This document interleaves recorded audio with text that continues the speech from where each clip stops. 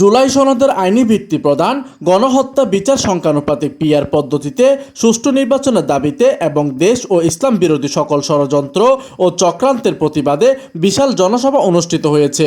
গত বুধবার বিকেলে ইসলামী আন্দোলন বাংলাদেশ সিংড়া উপজেলার আয়োজনে সিংড়া বাস স্ট্যান্ডে এই বিশাল জনসভাটি অনুষ্ঠিত হয়।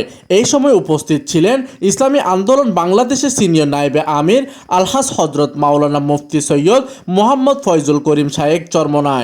উক্ত সমাবেশে আরও উপস্থিত ছিলেন সিনিয়র নায়েবে আমির ইসলামী আন্দোলন বাংলাদেশের কেন্দ্রীয় কমিটির হজরত মাওলানা মোহাম্মদ আব্দুল হক আজাদ, প্রেসিডিয়াম সদস্য অধ্যাপক মাহবুবুর রহমান, সহসভাপতি ইসলামী আন্দোলন নাটোর জেলা শাখা মাওলানা খলিলুর রহমান, সভাপতি ইসলামী আন্দোলন বাংলাদেশ সিংড়া উপজেলা আব্দুস সালাম সহ নেতৃবৃন্দরা অন্যান্যরা উপস্থিত ছিলেন।